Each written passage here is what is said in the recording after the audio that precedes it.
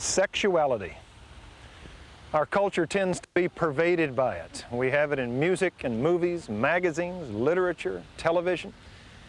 And yet, even though we're so inundated by it, we never really understand sometimes all that it's about. This is a desire that dominates our lives from the time that we're very young, especially if you're a man. And yet, when it's not seen in the right light, it becomes merely a breeding process. But if God gives us this desire that is so innate, this desire that is the highest form of intimacy, wouldn't you think He would tell us just exactly what it's about? Well, in the Song of Solomon, we're going to see this couple on their honeymoon night, and quite simply, we're going to see them make love. But we're going to see that as God intends for it to be, in all of its glory and in all of its beauty. And one thing that I hope that you learn is that sexuality in a marriage does not merely occur in the bedroom. It begins long before they come together in the tenderness of the couple and their kindness, their gentleness, their servanthood, their love. And if there's one statement that I'd like you to remember, it's that your greatest sex organ is your mind. It is how you feel about how you're treated by the person that you love. Well, let's take a look at this next session on the art of intimacy. Well, it is a delight to see you all here again. I hope this is as big a joy to you as it is to me. I can't think of anything more significant than to talk to about 3,500 single people about sex. Incredible. All right, we're going to turn the sprinklers on in here in just a little bit. Tell you what I'd like you to do is I'd like you to look at the Song of Solomon in chapter 4, actually. And there's a paragraph just before it that will pick up some speed there. Song of Solomon, chapter 3, verse 6, and we'll go all the way through chapter 4. Let me tell you what this is about. Once upon a time, there is a fellow who visited a particular community of people that lived by a river. He came and he sat down with them by the river and he began to eat and began to drink with them. And then all of a sudden, out of the river by his table comes this great big 14-foot crocodile, and it takes this person's arm off, just chomps it. And he is immediately alarmed and horrified, and the people are immediately horrified, but they quickly subdue their horror, and they go about shuttling the fellow off to aid, and they go about eating and drinking. And the fellow says, "Didn't you just see that there was an enormous crocodile that just took this fellow's arm off?" And they said, "Yes, there are, and there's a number of them that have eaten people all during the years. However, it is impolite in our culture to talk about crocodiles." And so he noticed that, and he began to notice in the village that there were a great number of people that were missing great big chunks out of their body. And he noticed there were a number of people that were missing arms and legs, and it seemed that everybody in that little community by the river had some loved one that they had lost to a crocodile. And yet they never would discuss it because it was impolite in that culture to discuss crocodiles. And so without any discussion, things just went on, and people were maimed, and people were chomped, and people were hurt, and people died, but no one ever discussed it. No one ever pointed out where they lay. No one ever talked about how they get to you, because it was impolite in that culture to talk about crocodiles. Sex.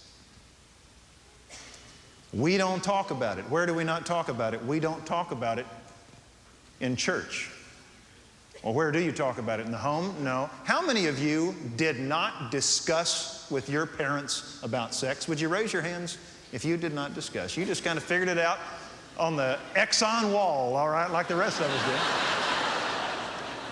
You don't talk about it in church. You don't talk about it in the home. Where do you talk about it? School? No, we forbid talking about it in school. And yet a great many of you have great big chunks that have been taken out of you by sex. Some of you have been maimed, and all of us know somebody that has been cost dearly by sex, but we don't talk about it, even though you have in the Bible the Song of Solomon with 8 chapters, and 2 chapters let you watch a couple make love. Bold face right in front of you to show you how to do it, but we don't discuss it. until you get married, and now it is not something that you don't discuss. Friend, it is a big issue, and it's glaring, and the issue of sex, romance, and its sanctity demands an answer. It demands some words, but instead we try to sweep it up under the rug, and there is pain indeed. We're going to look at how to make love in the Song of Solomon. Watch this. I want to point out just one thing as we get into the text. You have seen a verse mentioned twice thus far. In their dating relationship, the woman that was so respected and so admired by this man said, "Let his left hand be around my head and his right hand embrace me." She said, "Sustain me with raisin cakes." And this man said, "Don't awaken love until it pleases." And their patience took them last week into the courtship, into the deepest discovery of the little dove coming out of the rock, the commitment to protect their relationship, and it went deeper. And the woman, remember, called her young stag to the hills of Bether. Get the tape if you weren't here. To give her breast completely to this man, and he said, "Don't arouse and don't awaken love until it pleases." That's twice. And now their restraint and their patience and their holiness will take them into the deepest blessing yet. Singles, make a note. Every time thus far that they restrain themselves in their normal desires, God gives them greater blessing. And now we get the wedding. It's interesting that in 6 through 11 of chapter 3 you see a wedding. Make a note, this couple does not live together. This couple does not move in together. In one survey, it was found that 80% of the couples that live together get divorced. 60% married by a justice of the peace get a divorce.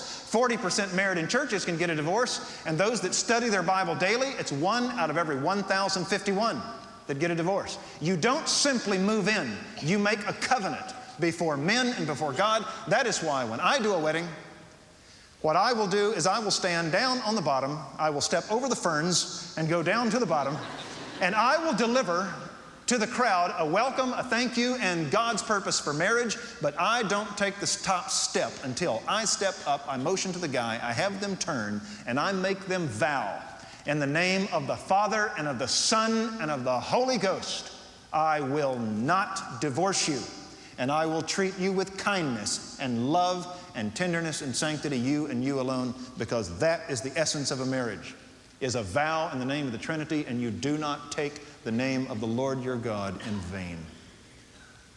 So this couple makes a vow. I just want to show you 6 things about a great wedding. Would you notice in verse 6, the first thing about a great wedding? It borrows the language of the Exodus journey, where God went before Israel in a column of smoke. And it states, what is this coming up from the wilderness? Like columns of smoke. It pictures the husband as a similitude of God, as a holy man. I did a wedding one time and I got chills watching this lovely blue-eyed girl look into the face of this handsome young man. It was right here in Dallas, and she said something I had never heard. A lot of girls assume it, a lot of girls think it, but she said it in front of God and everybody. She looked right into his eyes and said, "Thank you for keeping me pure." It was a precious thing for honoring her. He was a man of God. And if you'll look at the next thing in verse 6, it's a time not just of divinity, but it's a thing that is of sweetness and celebration. He comes perfumed with myrrh and frankincense, with the scented powders of the merchants. A wedding is meant to be a celebration. Best wedding I've ever done. First Baptist Dallas, a number of years ago, a guy that's one of the leaders of the Hispanic community here in Dallas. His name is Vince Gonzalez. He came to Christ at our church, at Denton Bible Church. We called him Vicho. He married a girl named Rhoda, and a Hispanic girl. And they had a wedding that had the sanctity and the holiness of Christian marriage, but it had the unique flair of the Hispanic and the celebration of the Hispanic. And the wedding started, and the first thing was myself and the other pastor walked to the front, and I just watched it unfold. And through the back, there came these guys, and there were trumpets blaring, and they were carrying Christian banners, all right? And they came up to the front. And then they had dancing girls. Yes, First Baptist Dallas.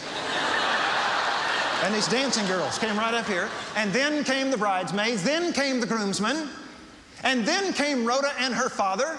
And she turned, and amidst the pomp, the crowd came to their feet, and this father says, all things have been done in order. This man has courted and loved and done my daughter proper. And then he cries to the back, Vincent, come get your wife. And the doors swing open.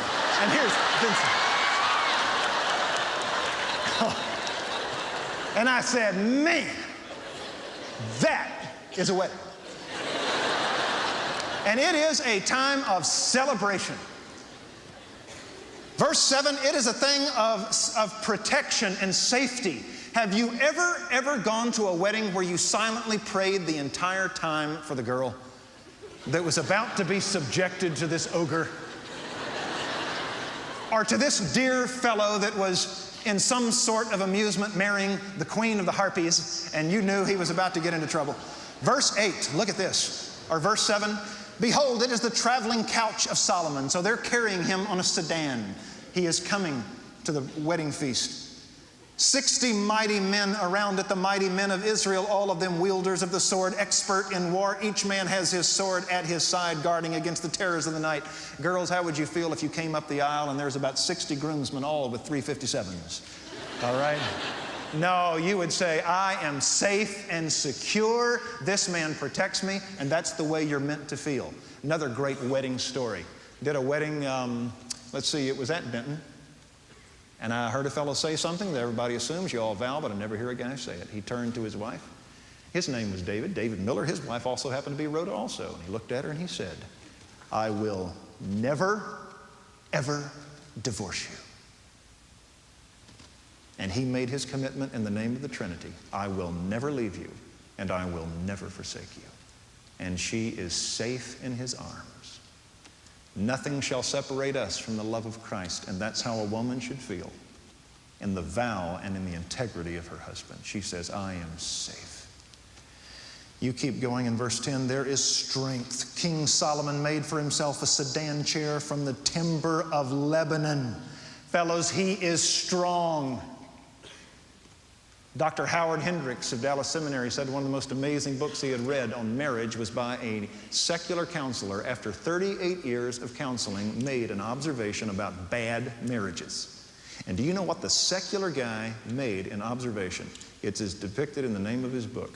It's entitled, Passive Men, Wild Women. And he said that he discovered that where you get a man that in his job is creative and passionate and zealous and ambitious, but he comes to home and he is flaccid, he is opinionless, he is a bad listener, he is vacillating, he is uncreative, he is non-communicative, he is not humorous.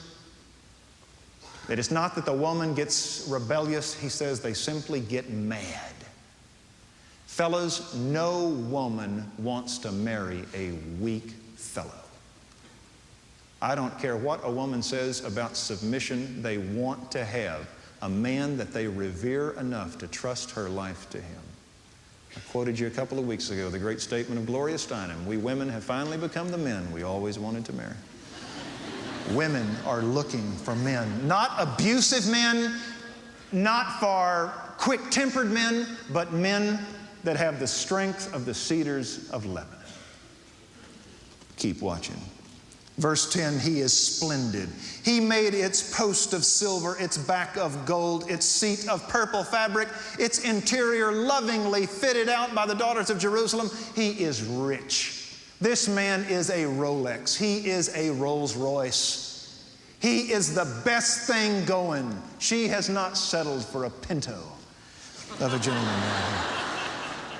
Verse 11, go forth, O daughters of Zion, and gaze on King Solomon, with which his mother has crowned him. He is majestic, and she wants all of the women of the nation to come and look at her husband. Great quote. They said to Ruth Graham one time, your husband travels sometimes 7 months a year. What is it like to have your husband gone 7 months a year? She said 4 months or 5 months with Billy Graham is like a year with any other man. What a studly thing to say. She was saying, I've got the best there is. I've got a studly guy. The little time with him's better than any other man. And that's how she feels about Solomon. She's proud. She wants all women to look at her husband and to everyone to think, what a wonderful woman she must be to get a guy like this.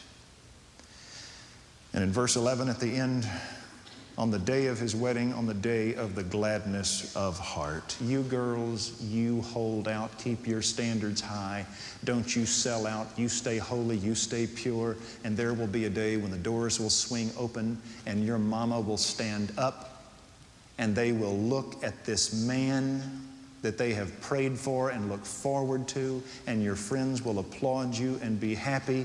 And guys, you will step into the most blessed, wonderful relationship that humans can have this side of heaven if you do it right. But if you compromise, you have committed yourself to something far inferior. And my friend, you will not have just a little bit of hell on this earth. And you may quote me. So this woman has held out and God has blessed her. Isn't that a good wedding? Chapter 4, verse 1, we are at the Sheraton.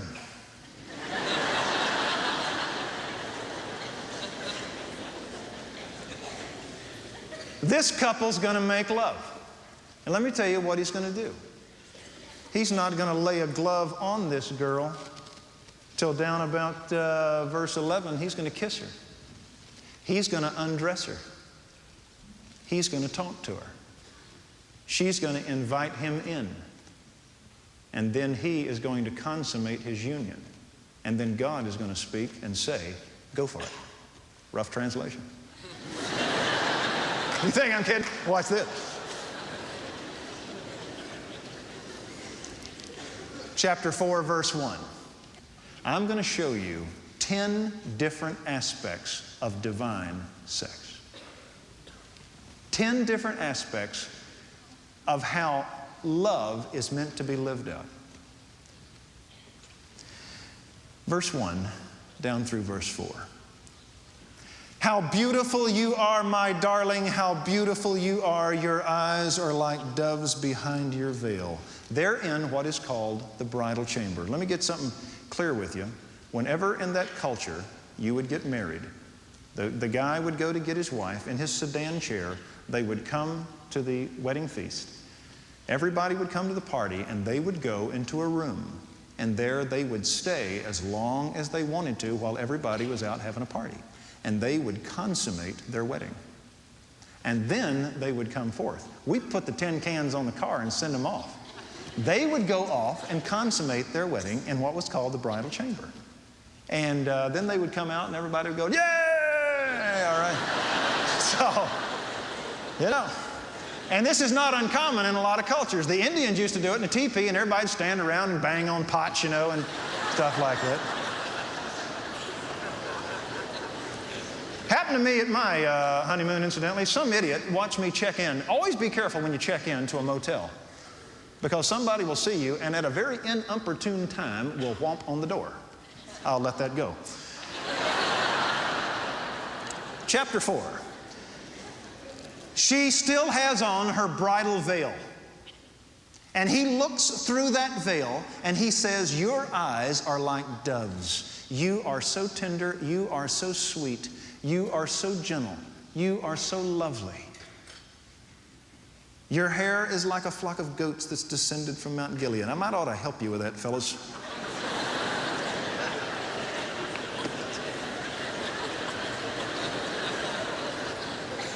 This fellow looks at her hair. Incidentally, what he has apparently done is this. It's a very sensuous thing. He has taken her veil and laid it back. Perhaps he has undone her hair, and her hair comes down. And it's like goats on Mount Gilead coming down. 2.5 tribes of Israel stayed on the other side of the Jordan because the cattle land was so good. And one of the chief areas was called Gilead. When you talk about the sheep of Gilead, you're talking about blessing indeed. And so he looks at her hair like the blessing of God coming down. And you can just see him lifting her veil, undoing her hair, stroking her hair. Verse 2. Your teeth are like a flock of newly shorn ewes that have just come up from their washing, meaning that they are clean. Women, brush your teeth. Ain't nothing like a funky mouth old woman. You put that veil right back down. Now, what he's doing is he's looking at every little part of her body and saying, "You are fantastic." Something came to. I did a conference one time for the Baptist Student Union, and I never forget a girl coming up after I taught this text, and she said, "You know that deal on the teeth?" She's looking a beautiful girl. She says, "What if you have this problem?" She grabbed her teeth, popped them right out. She said, "Childhood problem." I said, "Well, shoot, I don't know." They have just come up from their washing, all of which bear twins, meaning that they are straight. And not one has lost her young, meaning that they are there, what this fellow has done. Is you can just see him here looking at her mouth, at how beautiful her mouth is, and the loveliness of her teeth. In verse 3, your lips are like a scarlet thread.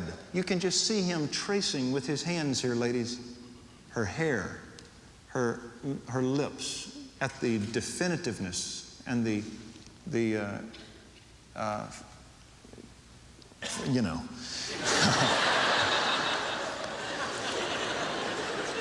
Verse 3, your temples are like a slice of pomegranate behind your veil. Now he is looking at the rosiness of her cheeks. Your neck is like the Tower of David, built on rows of stones, which are hung 1,000 shields, all the shields of the mighty men. He has now gone from her lips to her cheeks, right down to her neck. He's moving down her body. Point 1 of sex. You notice that this fellow has not gotten physical. He has spoken to her. The first key to great sex, fellas, is called romance. Let me tell you what the word romance means. A lot of us don't even know.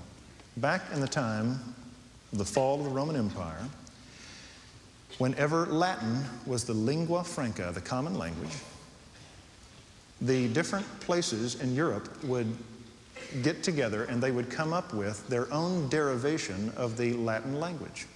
That you would have this kind that would speak this one would speak this one. And it got to where, if you had a formal document, you would put it down in Latin. A wedding certificate, a coroner's report, certain kinds of writing. But whenever you would speak of things of passion and love and poetry and heroism and chivalry, you would tell it not in classic Latin, but you would give it in what was called the vulgar tongue, the language of the common man.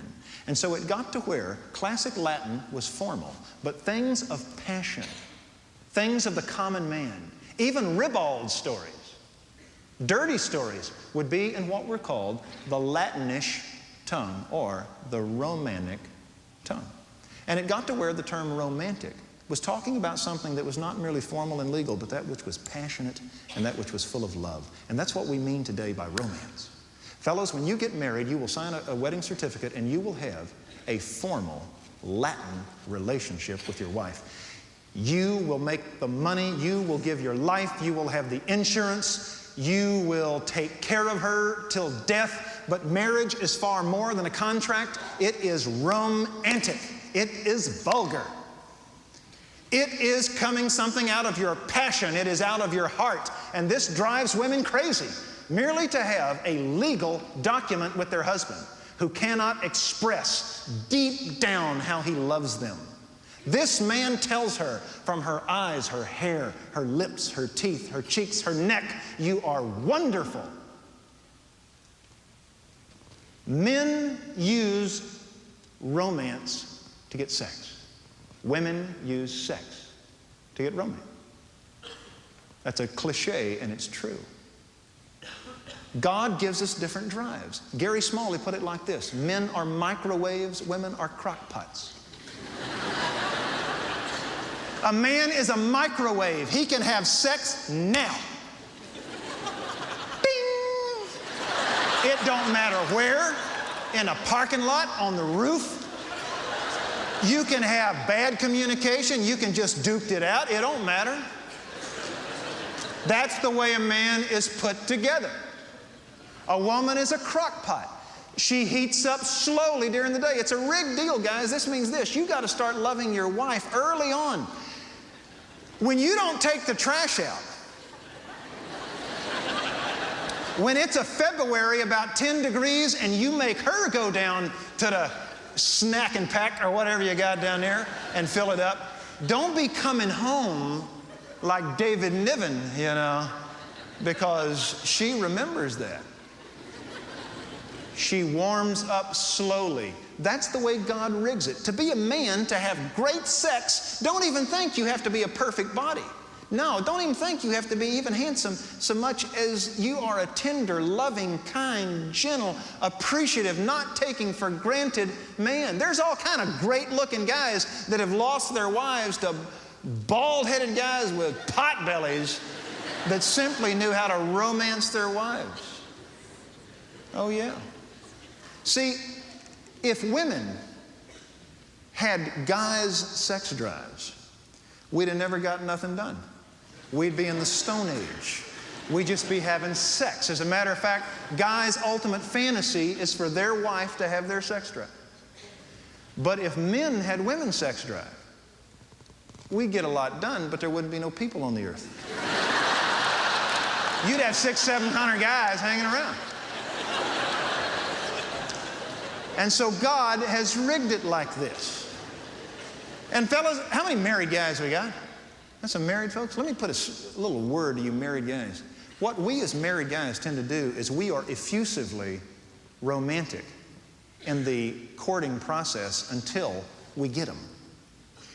And we'll send them flowers every day for 6 months until we get them, and then we won't send flowers for 10 years because a man will tend to bag his wife and mount her like a bass or an elk, you know, instead of really being tender continually. Until Mother's Day or Valentine's Day, and he backs the truck up of candy and all this stuff. Fellas, you got to keep your flowers fresh. Let me tell you, Sunday was Mother's Day. You know what I did? I take a 3x5 card, and I just take it before church, and I write on it. And let me tell you, I'm a hopeless romantic. And I write on the card, "Sweetie, I love you for being my wife, and I thank you for being the wonderful example to my children, my sons. Thank you that you've never dishonored me. You've never given me any but happiness and love." And I went on, and I just wrote it on the back of a 3x5 card. I was teaching Luke 14, and I inserted it in Luke 14 in her Bible. And I called out the text in church and watched her.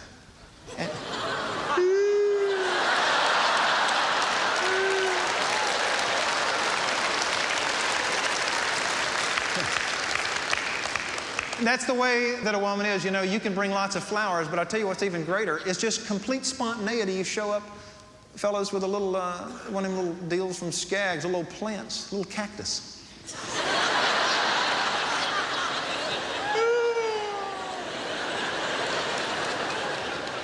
Spontaneity is always seen as sensitivity.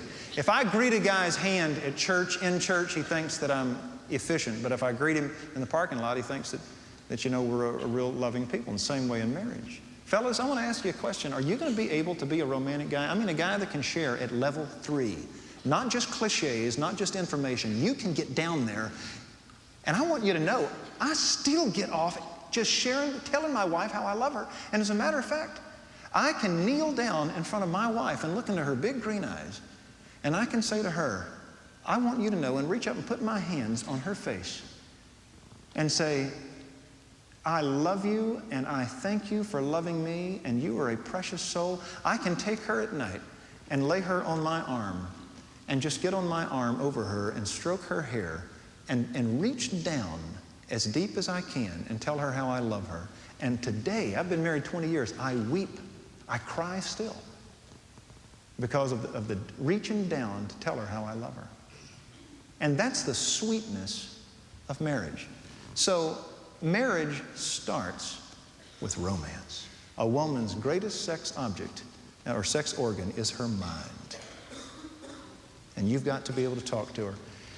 And ladies, if that fellow is an abusive fellow, if he is an angry fellow, a short-tempered fellow, if he is a hostile fellow, an immoral fellow, a dirty fellow, If he is an unkind fellow, I'll assure you, your mind will go south and your body will follow.